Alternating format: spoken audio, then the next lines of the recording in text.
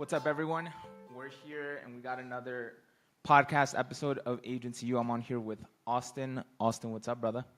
Let's go. What's going down?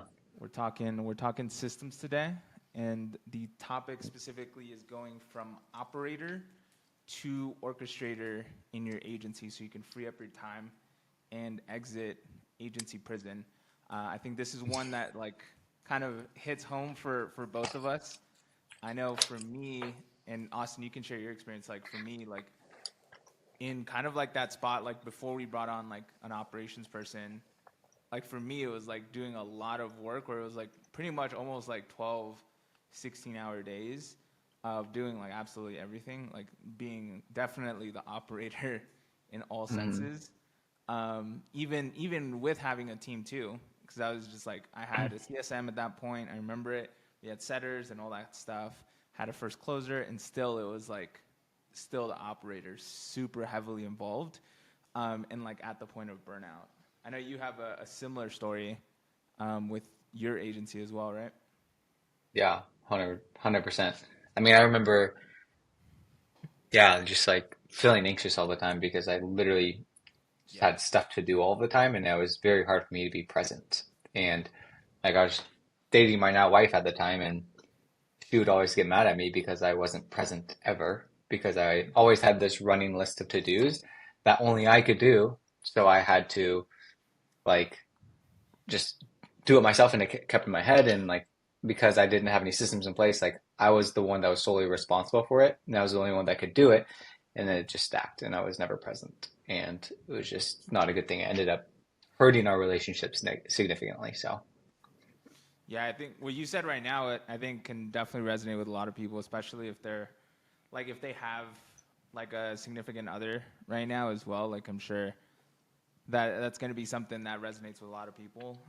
You said something interesting just now, which was like I could like no one could do what I do was like basically like I know for me was definitely one that I had, especially when it came to hmm sales and like all that stuff.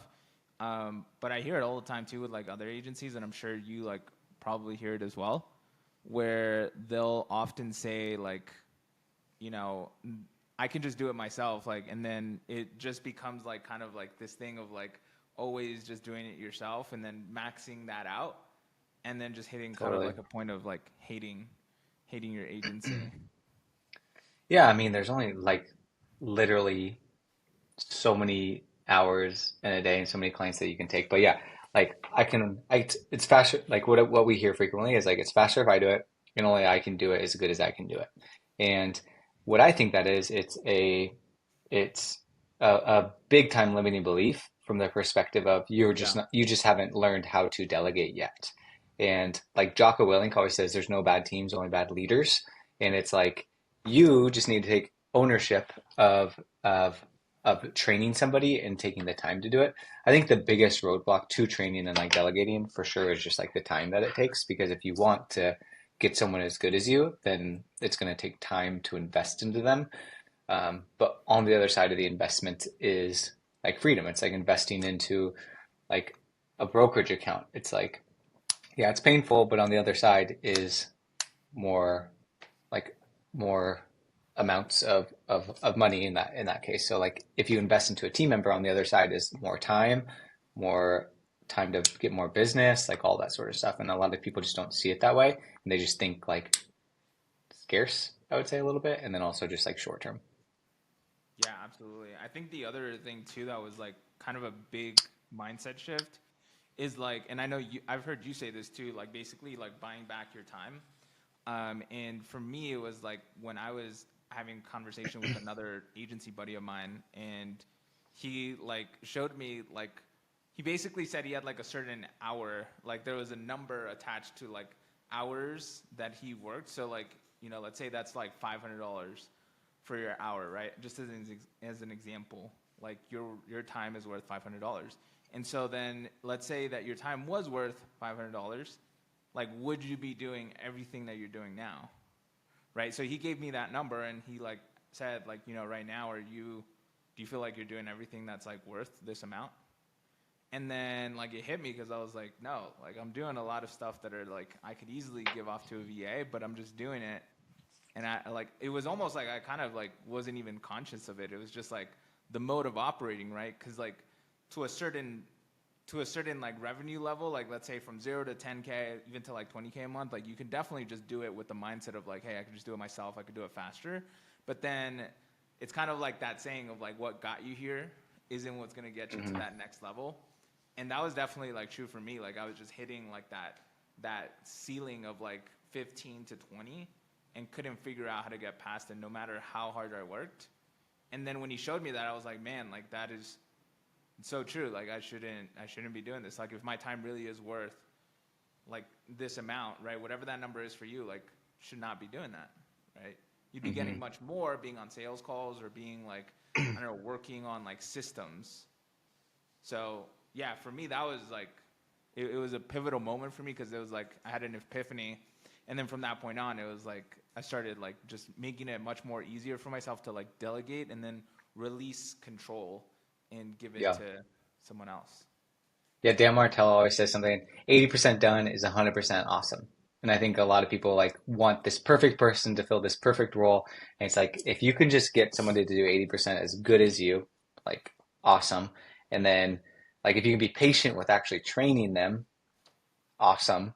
And then over time, what's going to happen and what I experienced in my agency is the people that I hired became way better than me at what I was actually originally doing 100%. because they are specialists in what they are doing. And as an owner, we need to be jack of all trades, kind of like master of none, and just like be good at a little bit of everything so that we can actually be a leader in the company and hire people that become better than you as long as they feel equipped to do so and not micromanaged and like you just do the job faster. Like that's like how big of a low blow is that to somebody?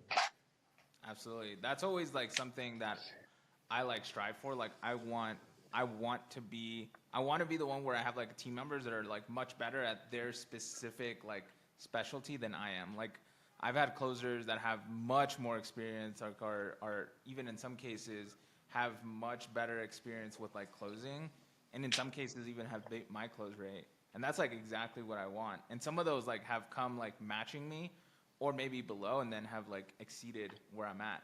And that's going to come Yeah. through like basically just if you think about it, like the mastery comes from like the small details, right? And then just like getting 1%, like getting 0.01% better each day. So with that many repetitions of like only doing that thing, right? So like if you have a video editor, if you have like a client success person, they're just doing that for like 8 hours. Whereas you're doing like multiple different things in the Totally. agency, right? So they're gonna be like every day just getting better and better and better to where they just like exceed what you were able to do. And even if you get an A player, actually get like way more like innovate on certain things that are already inside of the company and make it even better. And that will Yeah, like grow the agency. totally. Yeah, couldn't agree more. Same thing with like creative, like video editors and videographers. It's like people that we had on our team or have on our team are like incredibly better than I could ever be. Absolutely. Let's talk about So, like buying back time because that's like I think one of the most important topics like of today's call. Like for us and like this is for anyone that works with us inside of our program and agency you like one of the things that we usually have them do from the beginning is like a time audit, and this for me has been incredibly like transformational. Like just I've done this like at several points, even like to this day, like still do it like for agency you. For what you want to do is like identify like parts in your business in your day really that are really activities that you shouldn't be doing, right? Like $5 an hour tasks, $10 an hour tasks that are not worth your time, right? Because let's say you're at 15K a month, you're at 20K a month, right? Your time will be best spent like on a sales call or maybe like possibly with a client or working on systems. So what I found to work really well is just like take note. Well, I naturally will like write down everything that I do in my day, but if you don't already do that, like take note of everything that you've done, right? And you could do this like literally today. Everything hour by hour, every 30-minute intervals, and then evaluate and go through that list and look at what is on this list that I should not be doing. What doesn't match my my hourly rate? Let's just call it like hourly rate. What is it on there? Like, are you doing busy work? Are you doing things that like you should not be doing. Like, I don't know, even things you'll know that you shouldn't be doing it when like you really don't need any like brain power. You're just like doing it like without thinking. It's like an autopilot thing. That is a really good indication that you need to like delegate that off. So we call this like the start stop list of that list that you get. Do it for like a week. Start to get like a whole list of all of those that you should not be doing, and that right there is like, boom, the job description for your next executive assistant or client success manager, like fulfillment person, that's going to be coming in and doing that. And when you do that, Totally. that's like literally like the first step that you can take like right now to start delegating and start growing the agency. Austin, did you want to add to Yeah. that? I mean, I was literally just on a call with an agency who's probably around 15 to 20K a month right now.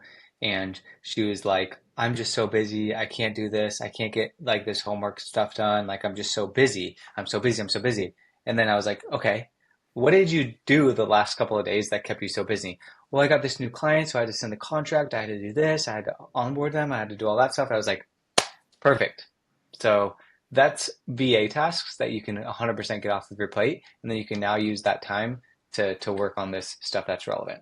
And it was a really aha moment because I think one of the biggest things that holds people back from scaling to that next level is like letting go of control of even like tasks like that that they don't even realize that they're doing because they subconsciously do it to get them to that next level so that they can buy back their time, buy back 40 hours a week to work on the actual need of moving activities that are actually going to get them past the 15, 20K per month, like what she was explaining to me. So yeah, the start stop list is paramount and it literally just tees up the job description for you.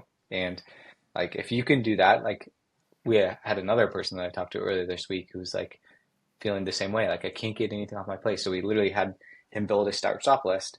We did this together on a call, used the stop list, went to our ChatGPT job description, plugged it into ChatGPT, created a job description on the site in less than 5 minutes, created the job posting from it, and then we posted the job. And now he like you could see his shoulders like start to like lower a little bit. He's like, wow, like I finally see the light at the end of the tunnel because he's also capped at like 15K a month because he only has so many hours and there's so many little things that he's doing that he just needs to stop doing.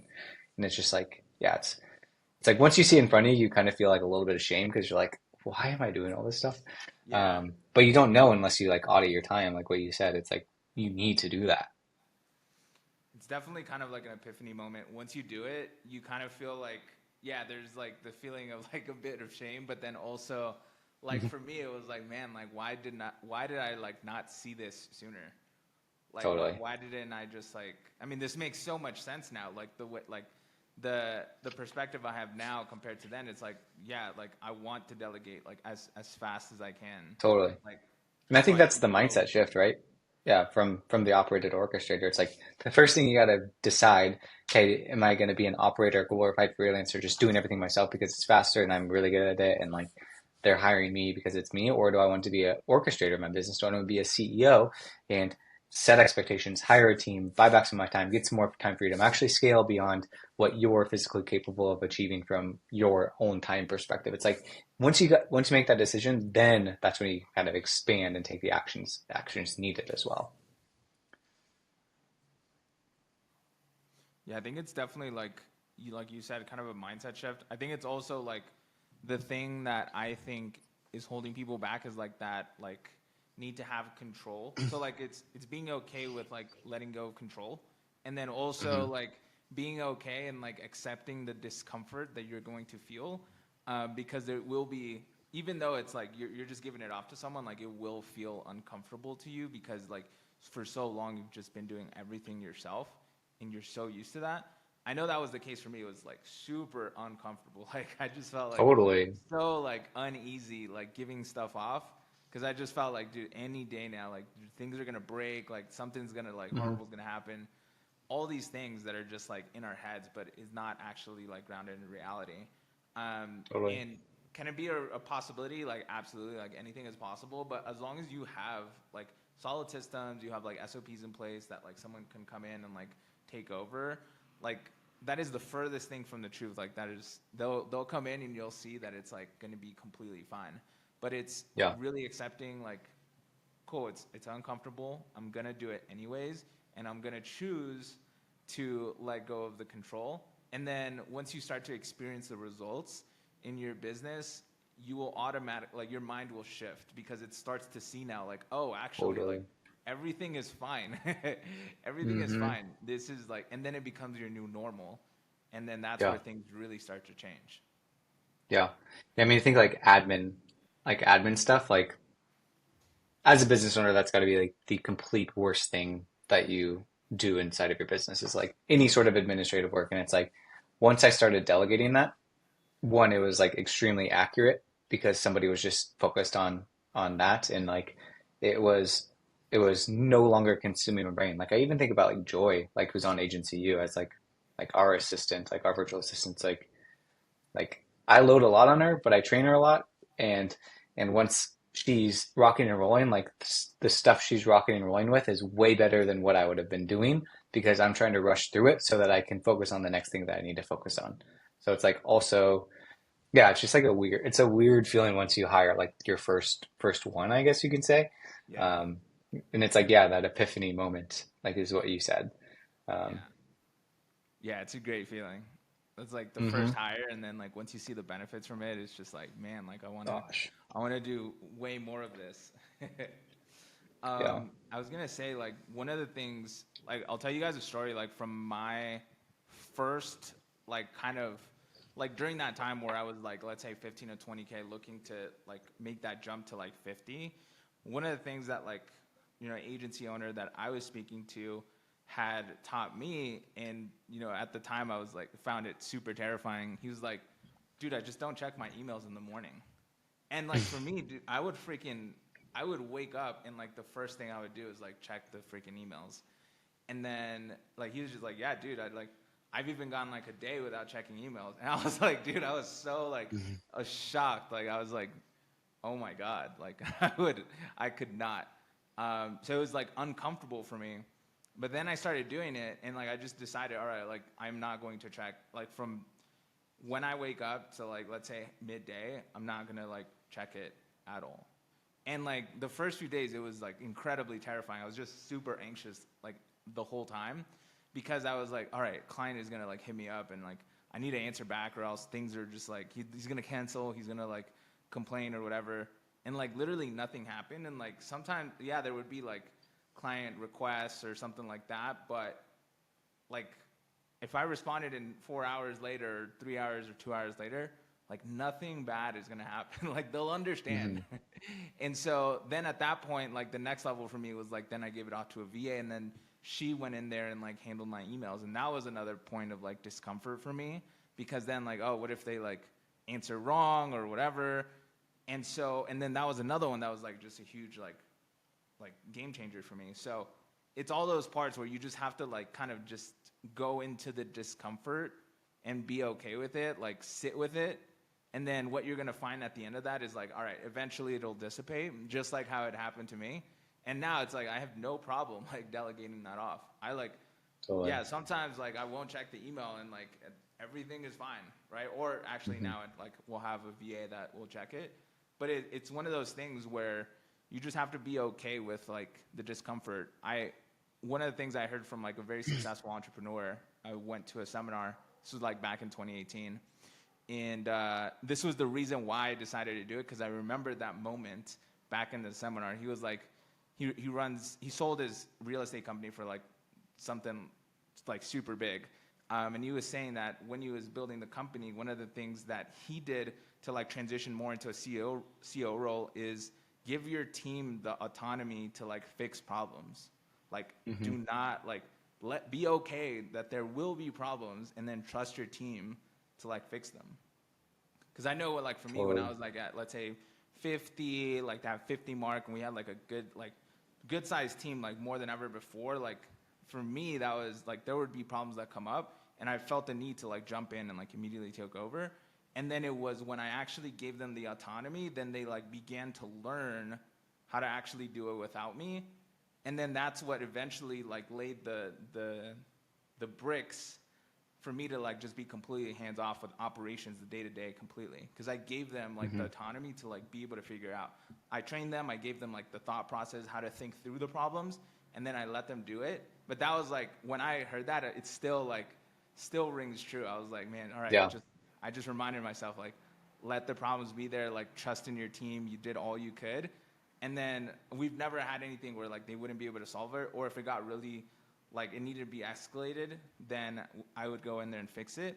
But in doing that, like it was such a like I think one of the biggest contributors to like really removing myself from the day to Hmm. day is just relying like Decentralizing yeah, the trusting the command team, essentially. being Yeah. okay that there will be problems, and trusting in the Yeah. team. Yeah. And I think that's how you also like what you're saying is how you create other leaders within the organization, which is like another level of buying back your time where the people underneath. So by you decentralizing campaign, by you decentralizing the command, you're having somebody else make decisions.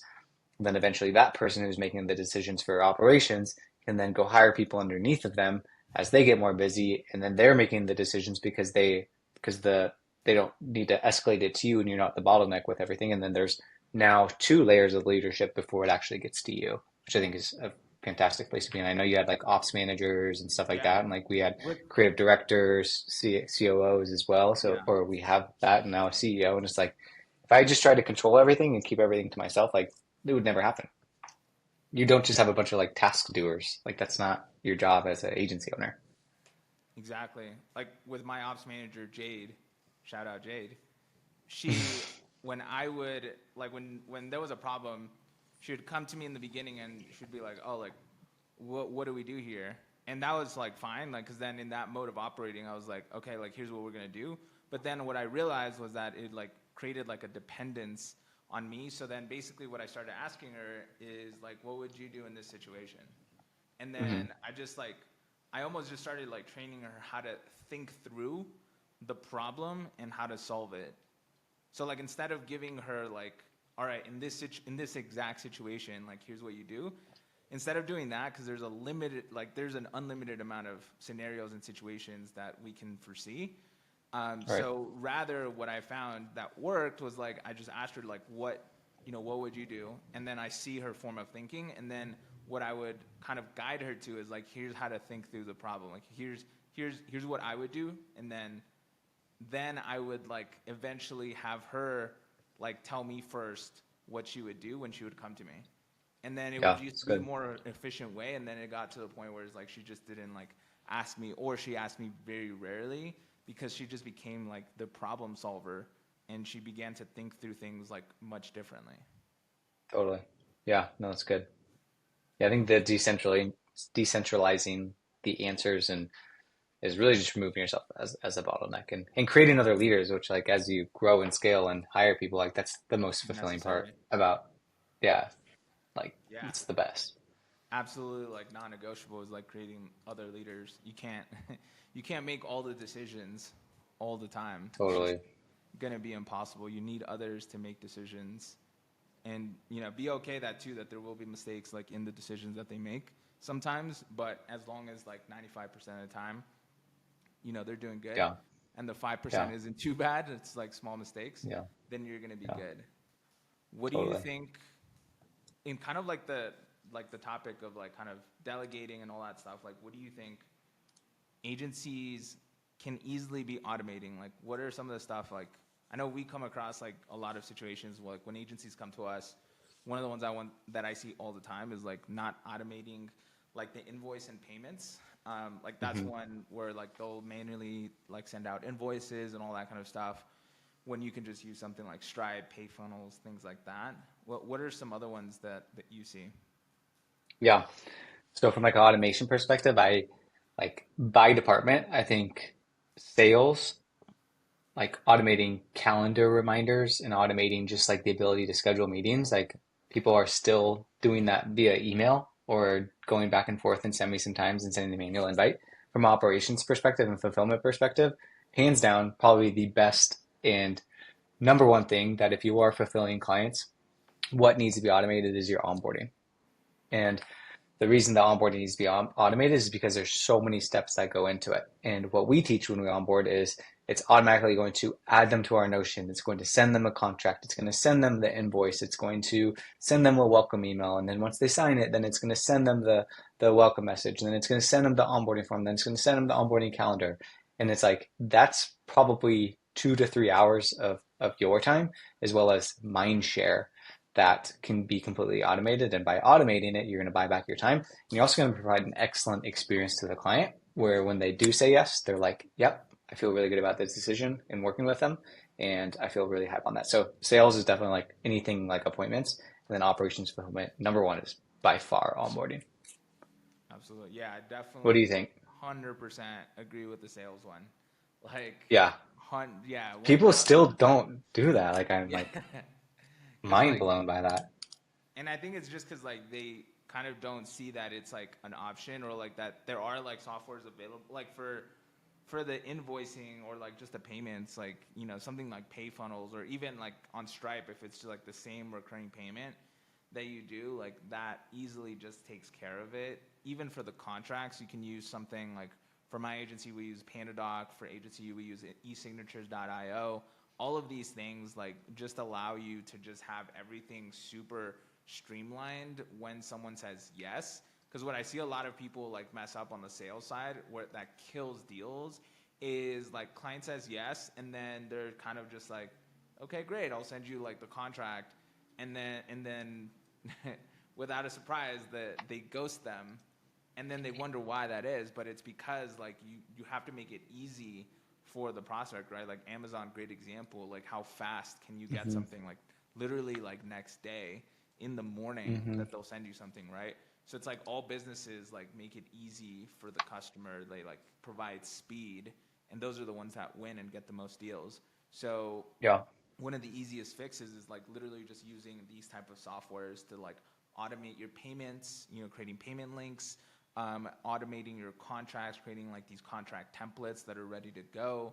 All of these things will just like breeze through and like make it just completely so streamlined for the client, Yeah. and then it just builds even more trust because they're like, oh man, like this is super professional. Like, yeah, they're impressed by Yeah. it. Yeah. Yeah. We hear it all the time. Like Yeah. brand TJ and agency, it's like, dang, this is I don't know what you guys just did. Yeah, that's You're yeah. like, On cool, the we'll teach onboarding you. stuff or in the first calls, that's what we hear. Yeah. Yeah, I want Yeah. to do what you guys did with me. Yeah, that's Totally. literally like the common ones. I think another thing too that I was gonna say that I just thought of is like like we talked about like automating and then also like delegating. I think the third one that comes into this conversation is like eliminating, because I think once you like get really good at delegating and like you can automate certain things with like the softwares and all these things that we talked about, like the other part of scaling is like saying no, aka like eliminating, and being able to like focus on like the right things. Because I see like a lot of people, they'll focus on the wrong things, and then what that'll do is it'll pretty much like deviate them from the path, and then they have to like basically come back like on the path and then start to where they were like 3 months ago because they were just like Hmm. deviating in a direction that they shouldn't be going in. So is there anything that's like for you has worked, in terms of like eliminating stuff, saying no as a CEO? Yeah. I mean, I think it all comes down to like, where it all comes down to the offer and having boundaries, Yep. and thinking like a CEO and thinking like a business owner, um, and setting boundaries with what you're willing to do for people. Because what you would need to eliminate is like boundaries. For instance, a lot of people, as they're growing and scaling, they find out that they have a lot of non-ideal clients who are significantly underpaying them because they've been saying yes to specific clients. And so now what we need to do is we need to put a boundary up, and we need to either get them bought into the new offer or eliminate that client so that we can then scale on the other side of it. And then it comes with all those things that you mentioned earlier, which is like discomfort and like it's really hard to do, all that sort of stuff. But once you can be disciplined with your no's and disciplined with your yeses, then I think that is what's on the other side of scaling is getting really crystal clear and then just eliminating what you're willing to say yes to. Absolutely. Yeah, I think What do definitely you think?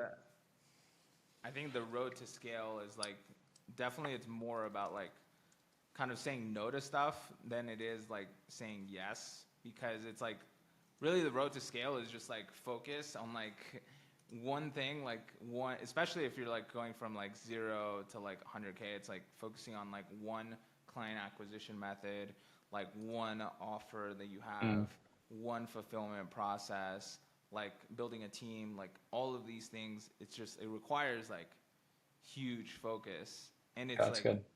easier said than done for a lot of people because like it requires having like structure around it.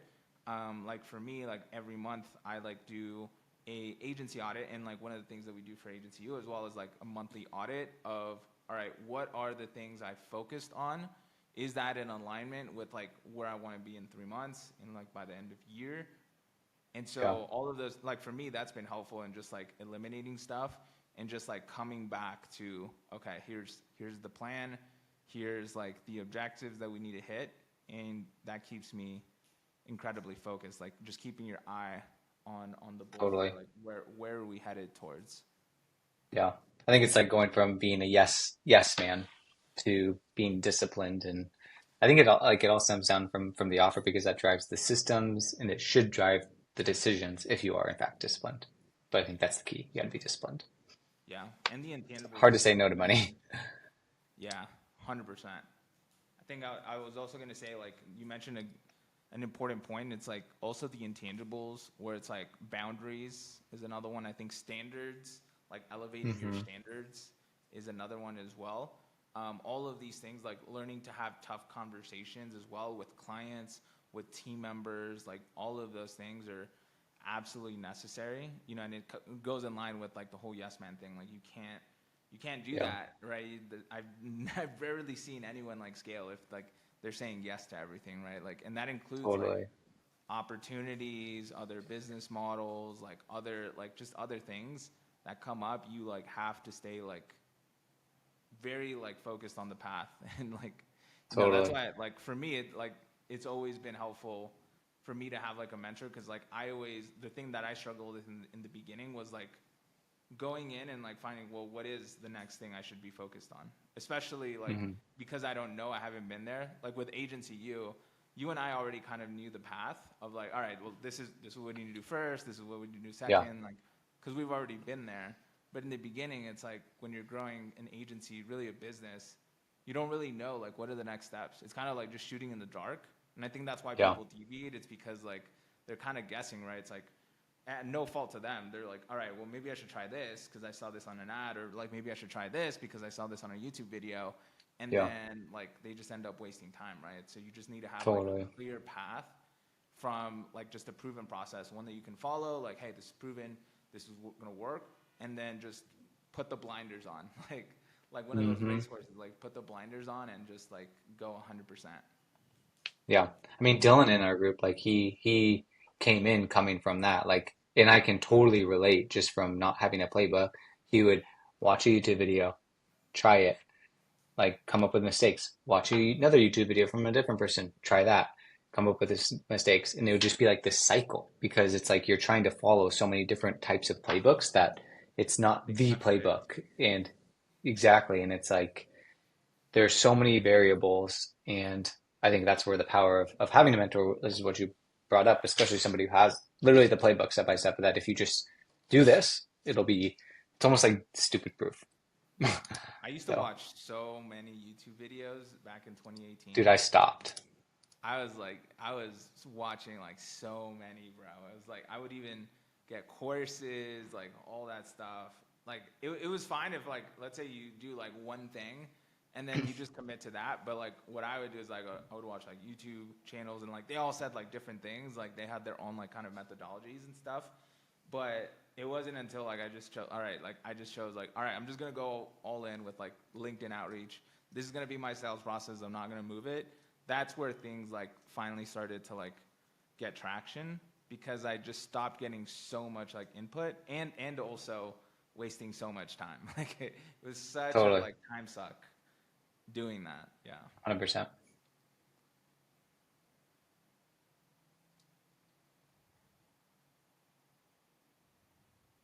Froze for a second. Cool, man. What else we got? I think that was it, man. We talked about the Oh, automating, delegating, and eliminating. Those are, I would say, the big three. Like, I mean, there's definitely like other things involved, but really from going from a operator being like just in the day to day to going to full like CEO and scaling your agency. Think about these three things, and these are all things that are actionable that you can go in and like literally do your start and stop list today. You can like audit your time. You totally. can already think of what you can look up the softwares that I talked about here today and that Austin mentioned to just like automate some of the things you're doing, and then like start eliminating stuff. Like think of where in your life, like where in your agency are you focusing on things that you shouldn't be focusing on? Where are you like diluting focus and straying away from the path? And what do you need to Yeah, do to get back on the path? So totally. that concludes this episode of Agency. I hope you got a lot from it and that you take all the things that we talked about here today and start removing yourself from your agency.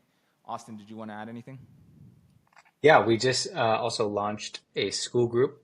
So down below, link in the description wherever you want to do it. Otherwise, just go to school.com/agencyU.